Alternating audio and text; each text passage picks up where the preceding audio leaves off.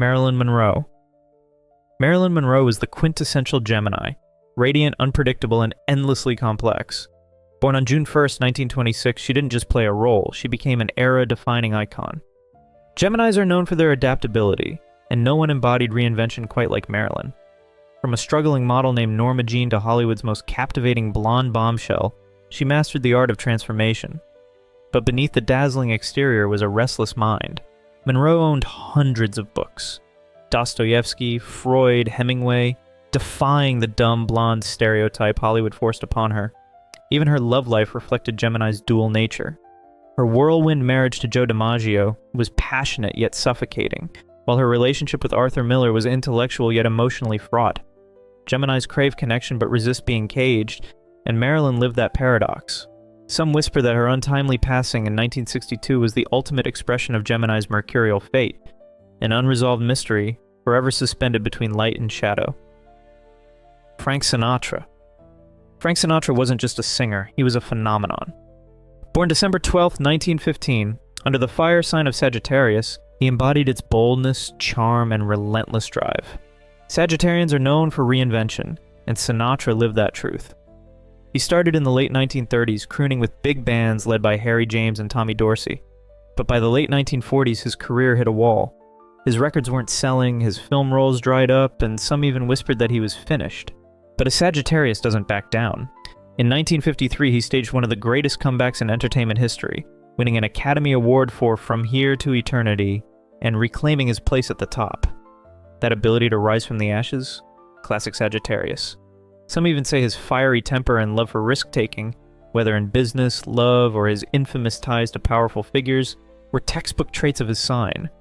Coincidence, or was Sinatra truly written in the stars? Audrey Hepburn.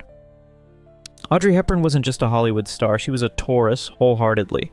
Born on May 4th, 1929, under Venus's rule, she embodied grace, beauty, and quiet resilience. But beneath that ethereal elegance was a core of steel. During World War II, she endured the Nazi occupation of the Netherlands, suffering from severe malnutrition. Some accounts mention she ate tulip bulbs to survive, though historians suggest this was just one of many desperate measures taken during the famine. That Taurus perseverance carried her through her transition from ballet to film, where she captivated audiences in Roman Holiday, her breakout role in 1953 that won her an Academy Award. Hepburn's Taurus nature wasn't just about charm, it was about loyalty and devotion. She formed a lifelong bond with designer Hubert de Givenchy, whose little black dress and breakfast at Tiffany's became as iconic as the film itself. And in her later years, she turned her steadfast energy to humanitarian work with UNICEF, traveling to war-torn regions to aid children in crisis.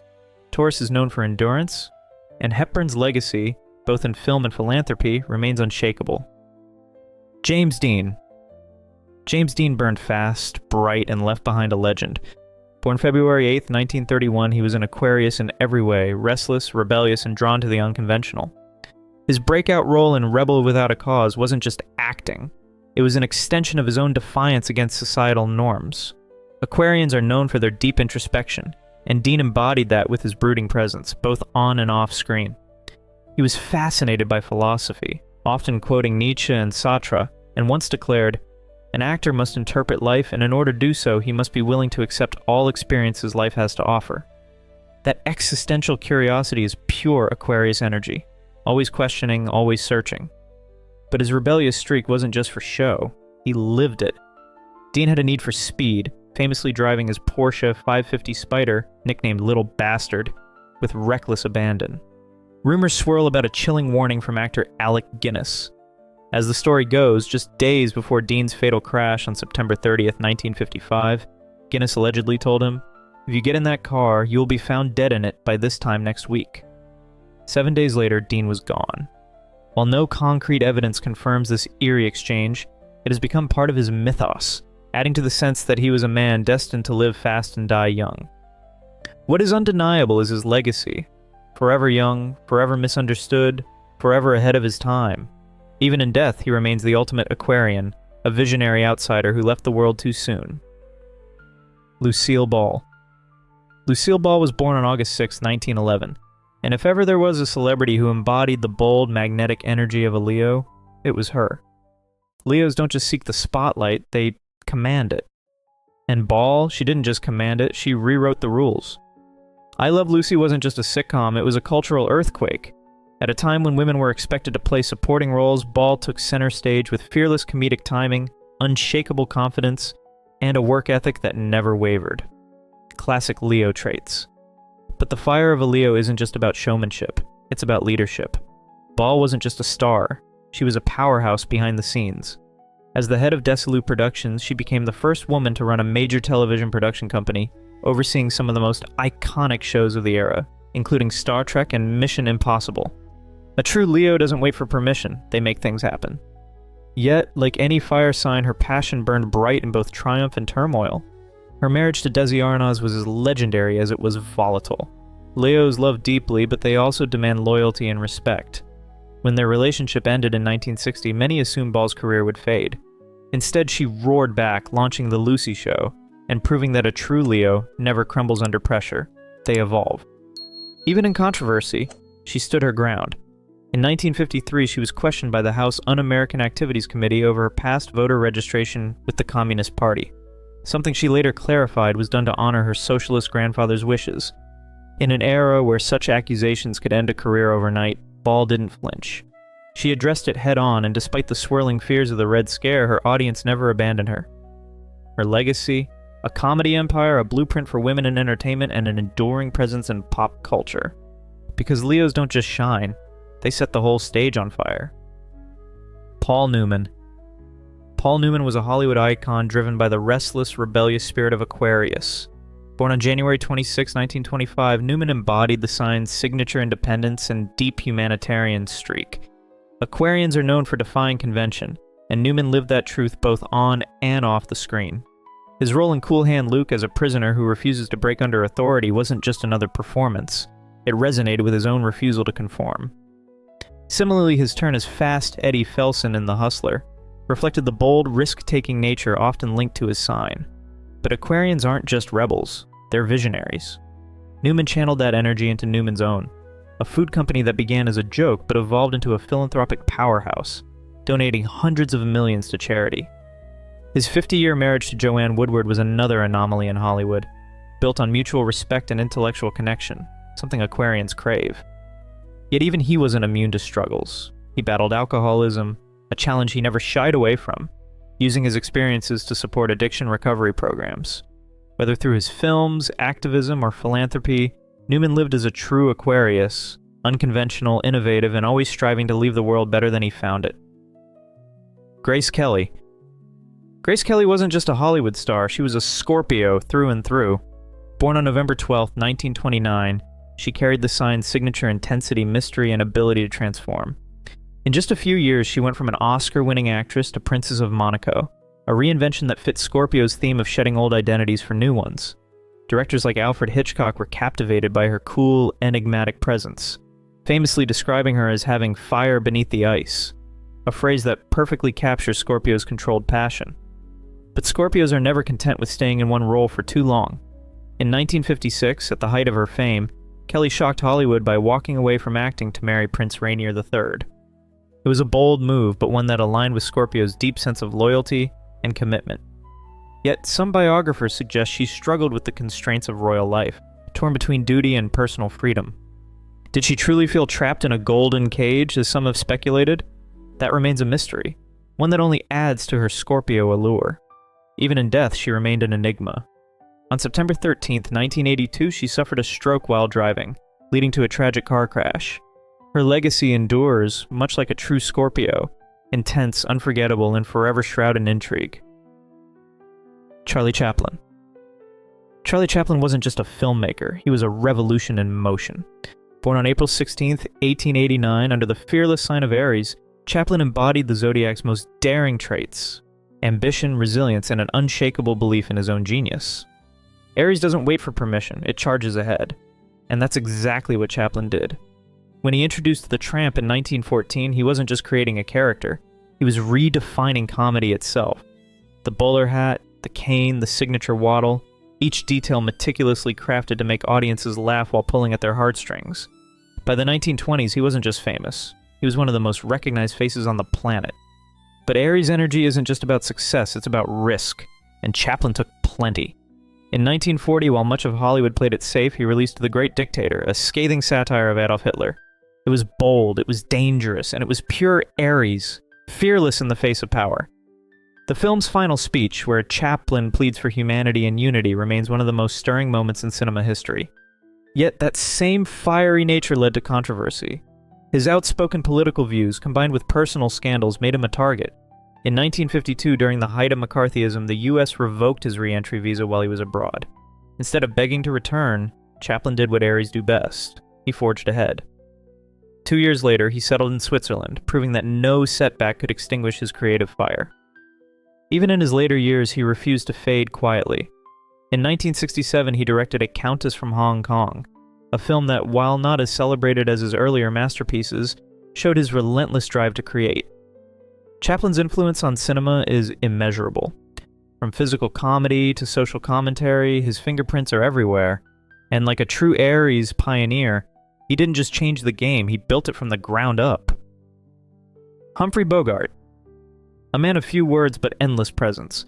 Humphrey Bogart was the definition of classic Hollywood cool, but beneath the sharp suits and cigarette smoke, a textbook Capricorn. Born on December 25, 1899, Bogart embodied the sign's legendary patience, ambition, and resilience. Capricorns don't chase fame overnight. They climb steadily and relentlessly. And Bogart did just that. For years, he was stuck in forgettable gangster roles, grinding through the studio system with little recognition. But Capricorns are nothing if not persistent. His breakthrough came with The Maltese Falcon in 1941, followed by Casablanca in 1942, two films that cemented him as Hollywood's ultimate leading man. His on-screen persona, cool under pressure, emotionally guarded yet fiercely loyal, traits often linked to Capricorns. And that loyalty wasn't just for the cameras. His marriage to Lauren Bacall, beginning in 1945, was a rare Hollywood love story built on mutual respect and devotion, lasting until his death in 1957. Even in an industry that tried to control him, Bogart's Capricorn determination refused to bend. In 1948, he co-founded Santana Productions, a bold move that gave him creative control, an unheard-of power play for actors at the time. And when the House Un-American Activities Committee came knocking, he initially stood firm against it before carefully navigating the political storm to protect his career. Strategic, pragmatic, classic Capricorn. Bogart didn't just star in legendary films. He shaped his own destiny, proving that slow and steady doesn't just win the race, it defines an era. Ingrid Bergman. Precision, discipline, a relentless pursuit of perfection. If any zodiac sign embodies these qualities, it's Virgo, and few stars of Hollywood's golden age personified them like Ingrid Bergman. Born on August 29, 1915 in Stockholm, Sweden, Bergman wasn't just a gifted actress. She was a perfectionist in the truest sense. Every role she took on was dissected with meticulous care, a classic Virgo trait. She obsessed over authenticity, mastering accents, mannerisms, and even stripping away Hollywood glamour to deliver raw, unfiltered performances. Take Joan of Arc in 1948.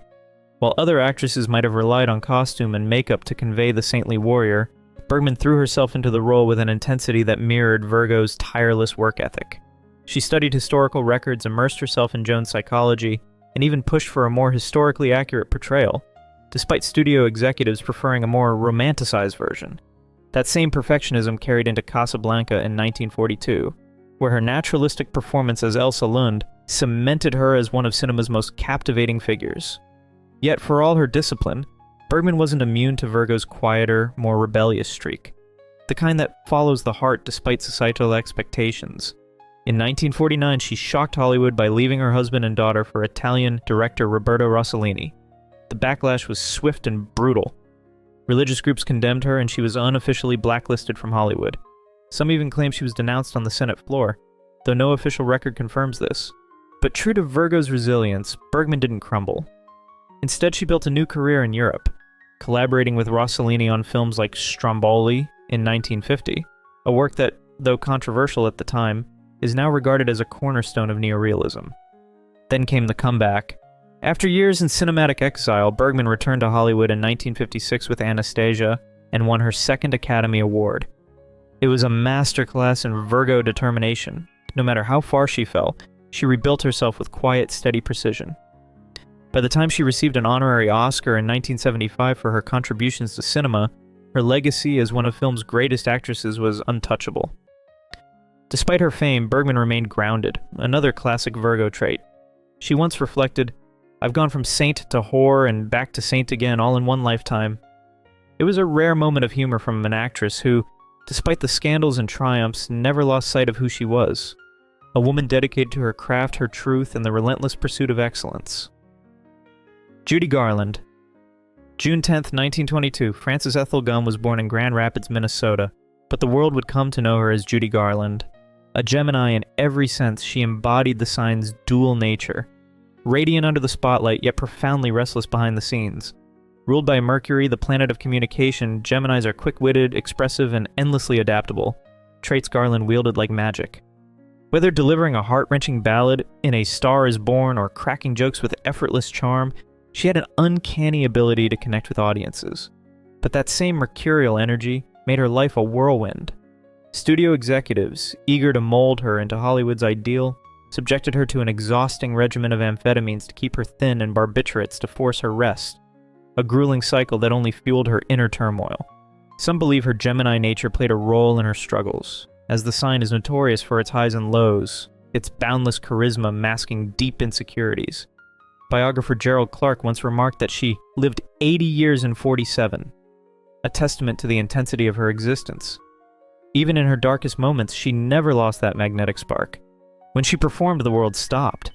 And when she passed in 1969, it was as if Hollywood itself dimmed.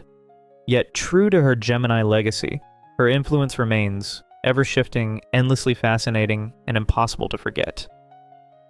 Gary Cooper. May 7, 1901. Gary Cooper enters the world, a Taurus in every respect. Hollywood adored its larger-than-life personalities, but Cooper? He didn't need theatrics. That quiet strength, the unshakable presence, pure Taurus energy. Whether in Sergeant York or High Noon, he played men of integrity, men who stood their ground no matter the cost. Some say his Oscar-winning role as Marshal Will Kane wasn't just a performance.